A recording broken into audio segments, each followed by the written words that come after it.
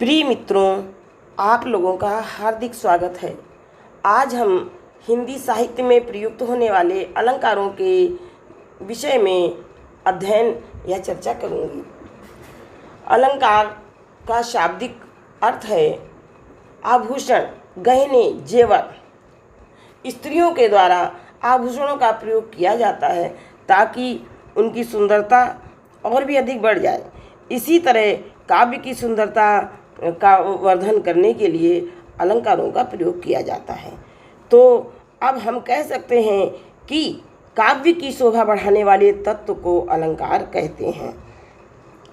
इस प्रकार से हम देखते हैं कि अलंकार कविता कामिनी के सौंदर्य को बढ़ाने वाले वे तत्व हैं। जिस प्रकार आभूषण से एक नारी की सुंदरता बढ़ती है, उसी प्रकार से अलंकार के प्रयोग से कविता कामिनी की शोभा बढ़ती है। अतः इस बात को हम इस तरह से भी जान सकते हैं, अलंकरोति इति अलंकारा, जो अलंकृत करता है या जो सजाता है या जो शोभा का वर्धन करता है, वह ही काव्य में या कविता में अलंकार कहलाता है। अब हम देखते हैं कि अलंकार शब्द का बहुत ही व्यापक शब्द है।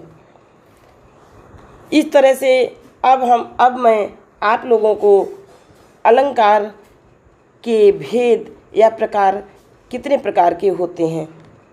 प्रिय दोस्तों, अब मैं आपके समक्ष इसके दो मुख्य भेदों के विषय में चर्चा करूंगी। अलंकार के दो मुख्य भेद क्या हैं? तो अलंकार के दो मुख्य भेद हैं। नंबर 1 शब्दालंकार, नंबर 2 अर्थालंकार। अब मैं इसी बात को पुनः दोहराती हूँ कि अलंकार के भेद या प्रकार। अलंकार के कितने भेद हैं? प्रिय मित्रों, अलंकार के मुख्यतः अर्थात मुख्य रूप से दो ही भेद हैं, शब्दालंकार या और अर्थालंकार। अब शब्दालंकार क्या है? शब्दालंकार के विषय में हम इस प्रकार से देखते हैं कि प्रिय विद्यार्थियों, प्रिय मित्रों, हम मनुष्यों के ही भाई बहन नहीं होते हैं, अलंकारों के भी भाई बहन होते हैं। और आप तो जानते ही हैं कि भाई बहनों में भिन्नता होते हुए भी एक प्रकार की पारिवारिक समानता भी होती है। तो अब हम आपको शब्दालंकार की ओर ले चलते हैं। अब शब्दालंकार क्या होते हैं? जब किसी वाक्य में, जब किसी कविता में या किसी काव्य में शब्दों का चमत्कार दिखाई पड़े, आपके समक्ष जब जो शब्दों का चमत्कार आ जाए तो उसे शब्दालंकार कहते हैं। अब शब्दालंकार कितने हैं? शब्दालंकार मुख्य रूप से 3 हैं। नंबर 1 अनुप्रास अलंकार, नंबर 2 यमक अलंकार, नंबर 3 श्लेष अलंकार। तो अब हम आपके समक्ष प्रिय विद्यार्थियों अनुप्रास अलंकार के विषय में चर्चा करूंगी कि अनुप्रास अलंकार क्या है। अनुप्रास अलंकार क्या है अर्थात इसकी सर्वप्रथम मैं इसकी जो है अनुप्रास अलंकार की परिभाषा क्या है, मैं अनुप्रास अलंकार की परिभाषा के बारे में एक ही वाक्य में बताना चाहती हूँ कि जब किसी काव्य में या किसी कविता में एक ही वर्ण की बार बार आवृत्ति हो तो वह अनुप्रास अलंकार होता है। और किसी विशेष वर्ण के बार बार आवृत्ति होने से वह अलंकार या वह वाक्य बहुत ही सुंदर लगने लगता है। किस प्रकार से दोस्तों सुंदर लगता है? उसमें जो है शोभा का वर्धन हो जाता है। अब मैं उदाहरण के रूप में देखती हूँ, चारु चंद्र की चंचल किरणें खेल रही हैं जलथल में, कि मतलब कवि अपने भावों को जो है कैसे व्यक्त कर रहा है कि मतलब जल और थल में चंद्रमा की चारु मीन्स सुंदर और चंद्र मीन्स चंद्रमा की, चंचल मीन्स आकर्षक और मोहक, किरणें अपनी आभा को खेल रही, माने अपनी आभा को बिखेर रही हैं जल थल में। तो इस तरह हम देखते हैं कि इस पंक्ति में, इस पूरी पंक्ति में चाह चाह शब्द की बार बार कवि ने आवृत्ति की है, क्योंकि उसकी छटा का वर्धन किया है। इसलिए इस तरह से यहाँ पर जो है अनुप्रास अलंकार है। अब प्रिय मित्रों, मैं इसी अनुप्रास अलंकार का के विषय में दूसरा उदाहरण प्रस्तुत करती हूँ। बनन में बागन में बगरियो बसंत है। अब मैं इस पंक्ति में आपको बताना चाह रही हूँ कि कवि क्या कहना चाह रहा है कि बनन में बागन में बगरियो बसंत है। अर्थात इस पंक्ति में कवि ने अपने हृदयों के उद्गार को इस तरह व्यक्त किया है कि बसंत ऋतु का समय, वनों में और बागों में बसंत की छटा फैली हुई है या दर्शनीय है। अब इसी तरह से एक इसका उदाहरण और चटपटा उदाहरण मैं आपके समक्ष प्रस्तुत करती हूँ। यह ऐसे तो आप लोगों को बहुत से उदाहरण मिल जाएंगे, लेकिन ये अनुप्रास अलंकार का एक उदाहरण और मैं प्रस्तुत करती हूँ। चंदू के चाचा ने चंदू की चाची को चांदनी चौक में चांदनी रात में चांदी की चम्मच से चटनी चटाई। दूसरा, अब प्रिय मित्रों, मैं देखती हूँ कि इस पूरी पंक्ति में या पूरे मतलब पद में चा शब्द की बहुत ही अच्छी आवृत्ति की है। अब मैं दूसरा उदाहरण अनुप्रास अलंकार का प्रस्तुत करती हूँ। समझ समझ के समझ को समझो, समझ समझना भी एक समझ है। समझ समझ के जो ना समझे, मेरी समझ में वो ना समझ है। इस प्रकार से आप देखते हो कि केवल एक शब्द, केवल एक वर्ण की बार बार आवृत्ति होने से किस प्रकार से छटा या शोभा का वर्धन हो जाता है। जब कविता में शब्दों के चमत्कार से सौंदर्य पैदा होता है तो वहाँ पर शब्द अलंकार होता है। अब मैं देखती हूँ, अब मैं आपको दूसरे अलंकार की तरफ ले चलती हूँ। नंबर 2 अलंकार, शब्दालंकार का ही दूसरा अलंकार है, उसका ही दूसरा भाई है। नंबर 1 अनुप्रास अलंकार, नंबर 2 यमक अलंकार, ये इसका अपना सगा भाई है। ये किस प्रकार से सगा है, अब आप देखिए, इसकी परिभाषा को देखिए। इसकी परिभाषा इस प्रकार से है कि एक शब्द की किसी वाक्य या किसी पद में एक शब्द, ओनली वन शब्द की प्रयोग किया जाए, और जब भी वो प्रयोग किया जाए तो उसके अर्थ प्रत्येक बार, जितने बार वो शब्द उस वाक्य में आता है, प्रत्येक बार उसका अर्थ क्या हो जाता है, भिन्न भिन्न हो जाता है। तो वो कैसे भिन्न भिन्न हो जाता है दोस्तों, मैं अब इसको बताती हूँ। अब आपको इसके उदाहरण प्रस्तुत करके मैं आपके समक्ष प्रस्तुत करती हूँ। क्या है इसका उदाहरण? कनक कनक ते 100 गुनी, मादकता अधिकाए, वह खाए बौरात नर, वह पाए बौराए। अब इस पद में प्रिय मित्रों, आप देखते हैं कि शब्द आपका एक ही है। क्या है? वो है कनक। और इस कनक शब्द का ही एक मतलब होता है सोना और एक मतलब होता है धतूरा। जब व्यक्ति के पास सोना यानी कि धन संपत्ति अधिक हो जाती है तो भी वो पागल हो जाता है, और जब एक व्यक्ति कनक माने धतूरा का खा लेता है तो भी वो पागल हो जाता है। यानी कि शब्द देखिए एक है। क्या है? कनक। कनक मीन्स कवि की वाणी का चातुर्य देखिए कि एक शब्द को उसने कितने अच्छे ढंग से अपने एक वाक्य में पिरो दिया है, और उसने इसमें छटा का वर्धन यानी को शोभा का वर्धन कर दिया है। क्या है? मैं पुनः रिपीट करती हूँ। कनक कनक ते 100 गुनी, मादकता अधिकाय। क्या है? कनक मीन्स सोना और कनक मीन्स धतूरा। इस प्रकार देखते हैं कि यहाँ पर एक ही शब्द आया है, लेकिन वो बार बार आया, लेकिन उसका प्रत्येक बार एक उसका अर्थ अलग अलग है, भिन्न भिन्न है। इस तरह दोस्तों अब आपको ये यमक अलंकार समझ में आ गया होगा। अब मैं आपके समक्ष एक अलंकार और एक उदाहरण, इसी अलंकार का एक उदाहरण और प्रस्तुत करती हूँ। वह क्या है?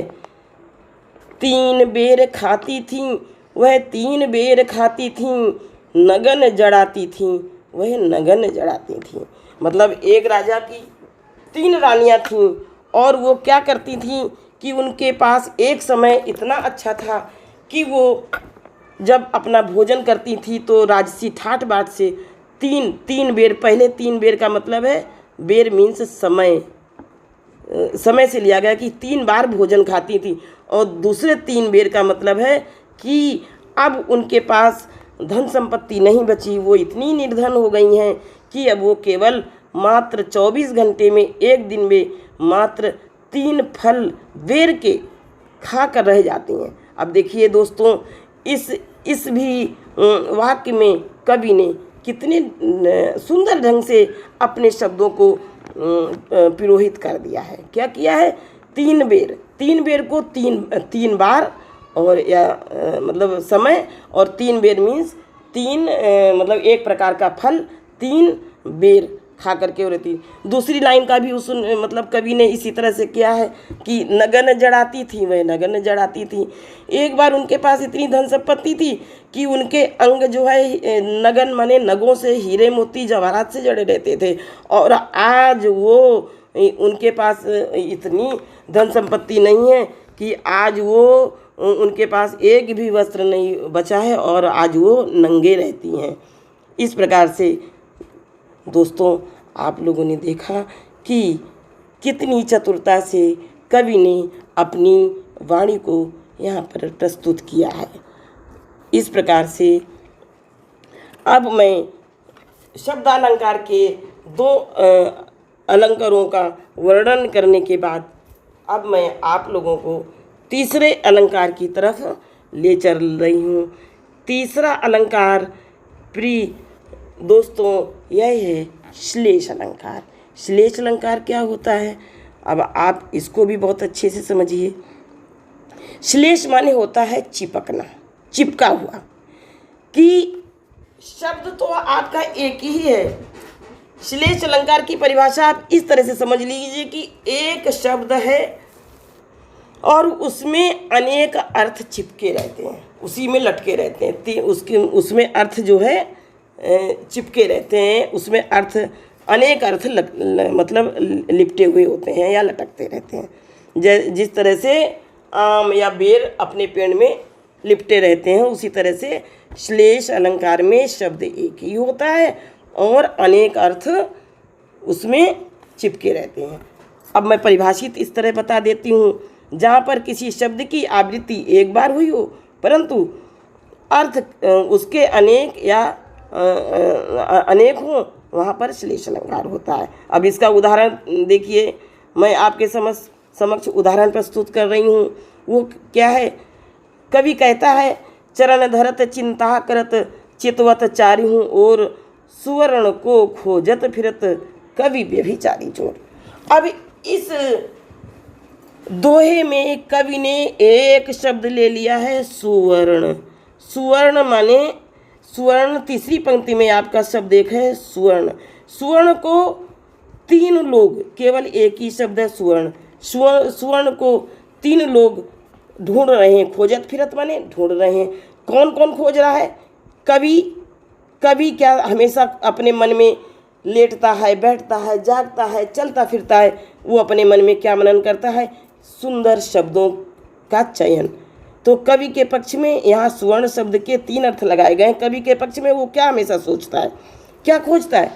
सुंदर वर्णों को खोजता है कि सोचता है कि मुझे हमेशा सुंदर वर्ण मिल जाएं। अब व्यभिचारी क्या खोजता है? शब्द एक ही है सुवर्ण, वो हमेशा सुंदर रंग रूप खोजता फिरता रहता है। व्यभिचारी क्या खोजता है? व्यभिचारी माने जो व्यक्ति जो है लावण्य प्रिय होता है, वो कामुक होता है, वो हमेशा सुंदर रंग और रूप को हमेशा खोजता रहता है। अब तीसरा शब्द है आपका चोर। तो चोर क्या खोजता है? जो देखिए दोस्तों, चोर जो है सुवर्ण माने सोना। सोने चोर हमेशा जहाँ भी घूमता है वो सोचता है सोना मिले, पैसा मिले, रुपया मिले। तो देखिए प्रिय दोस्तों, आपको इस उदाहरण में सुवर्ण एक शब्द है और उस सुवर्ण शब्द से 3 अर्थ चिपके हुए हैं, एकदम से उसमें लटके हुए हैं। क्या लटके हुए हैं? कवि के पक्ष में सुंदर वर्ण, व्यभिचारी के पक्ष में सुंदर रूप रंग और चोर के पक्ष में सुवर्ण मीन्स सोना। अब देखिए किस तरह से ये श्लेष अलंकार प्रिय दोस्तों आपको समझ में आ गया होगा कि इसमें शब्द एक ही होता है और 3 अर्थ हमेशा चिपके रहते हैं। इस प्रकार से यह श्लेष अलंकार हुआ। अब मैं आप लोगों के समक्ष अर्थ अलंकार की ओर आप लोगों को लेकर चल रही हूँ। अभी तक मैं आप लोगों को 3 अलंकार जो हमारे शब्द अलंकार थे, अनुप्रास, यमक और श्लेष की बात अभी तक मैंने की थी। अब मैं प्रिय दोस्तों आप लोगों को अर्थालंकार की तरफ ले चल रही हूँ। अर्थालंकार के मुख्य रूप से कितने भेद या प्रकार हैं उनके विषय में मैं वर्णन करूँगी। अर्थालंकार के मुख्य रूप से 5 प्रकार हैं। वो कौन कौन से हैं? उपमा अलंकार, रूपक अलंकार, उत्प्रेक्षा अलंकार, अतिशयोक्त और मानवीकरण। लेकिन प्रिय दोस्तों मैं यहाँ पर आपको उपमा, रूपक और उत्प्रेक्षा इन 3 मुख्य अलंकारों के विषय में ही चर्चा करूँगी। अब ये 3 मुख्य अलंकार मतलब किस प्रकार से हैं, मैं इसके विषय में चर्चा करना चाहती हूँ कि ये अर्थालंकार किस प्रकार से हैं। आपको मैं एक उदाहरण से समझाना चाहती हूँ पहले ही कि मान लीजिए एक पिता के 3 पुत्र हैं। तो एक पुत्र जो है वह राधा को देखता है। मान लो उपमा मतलब एक पिता के 3 पुत्र हैं और उस पुत्र के पहले पुत्र का नाम है उपमा कुमार। उसका क्या नाम है? उपमा कुमार। तो उपमा कुमार जब राधा को देखता है तो क्या बोलता है? राधा मुख चंद्र सो सुंदर। यानी कि इसमें क्या है, उपमा कुमार क्या बोलता है राधा के मुख को देखकर कि राधा का मुख तो चंद्रमा के समान सुंदर है। इसी बीच में जो है उत्प्रेक्षा कुमार क्या बोलता है राधा के मुख को देखकर? राधा मुख मानो चंद्र सो सुंदर। उसने मान लिया कि दूसरे ने उत्प्रेक्षा कुमार ने क्या मान लिया कि राधा मुख मानो चंद्र सो सुंदर, कि राधा का मुख तो सुंदर है, लेकिन मान लिया कि मानो शब्द आ गया तो वो उसने मान लिया कि उत्प्रेक्षा अलंकार है। और उसी बात को, उसी एक ही वाक्य को तीनों कुमारों ने इस तरह से वर्णित कर दिया। अब रूपक कुमार क्या बोलता है? रूपक बालक ये बोल रहा है कि राधा मुख चंद्र, कि मान लो कि राधा का मुख ही मान लो कि चंद्र है। अब देखिए प्रिय दोस्तों कि एक ही शब्दों का जाल कैसे पिरोया है कि शब्द एक ही वाक्य है और उसमें शब्दों का एक शब्द के हेर फेर से पूरा वाक्य ही बदल जाता है। उपमा कुमार के अनुसार राधा मुख चंद्र सो सुंदर, उत्प्रेक्षा कुमार के अनुसार राधा मुख मानो चंद्र सो सुंदर, और रूपक कुमार के अनुसार राधा मुख चंद्र है। अब प्रिय दोस्तों मैं आपको बिल्कुल शब्द टू शब्द उपमा अलंकार के विषय में समझाती हूँ। देखिए प्रिय दोस्तों उपमा अलंकार क्या है? उपमा अलंकार देखिए और इसकी परिभाषा को देखिए।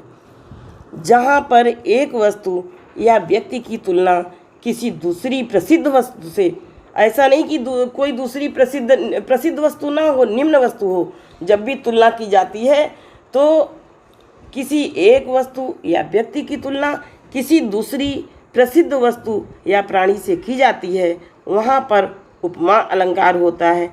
अब उपमा के वाचक शब्द भी होते हैं, सा, सी, से, सम, समान, ये वाचक शब्द हैं। अब उपमा अलंकार के जो है 4 तत्व होते हैं। तो 4 तत्व उसके ये इस प्रकार से हैं उपमेय। उपमेय क्या है? जिस व्यक्ति या वस्तु की जो है किसी दूसरे व्यक्ति या वस्तु से तुलना की जाती है। उपमान क्या है? वह प्रसिद्ध वस्तु जिससे उपमेय की तुलना की जा रही है। वाचक शब्द क्या है? सी, सा, सी, से, सम, समान, ये सब वाक्य में आते हैं तो ये वाचक शब्द हो जाते हैं। अब साधारण धर्म क्या है? उपमेय और उपमान में तुलना दिखाने वाले ऐसे गुण होते हैं जैसे कि सुंदर क्या है? सीता का मुख चंद्रमा के समान है, तो सीता क्या है? उपमेय है, चंद्रमा उपमान है। समान जो है ये उसका वाचक शब्द है और सुंदर क्या है? ये साधारण धर्म है। इस प्रकार से हम देखते हैं कि अब मैं दूसरा उदाहरण आपको इस प्रस्तुत कर रही हूँ। उदाहरण इसका क्या है? हरिपद कोमल कमल से। हरिपद कैसे हैं? हरि माने भगवान विष्णु के, पद माने पैर, तो ये इस पंक्ति में हरिपद क्या है? उपमेय है, क्योंकि हरि के पद माने पैरों की तुलना किससे की गई है? कमल से की गई। तो कमल क्या हो गया? वो हो गया उपमान।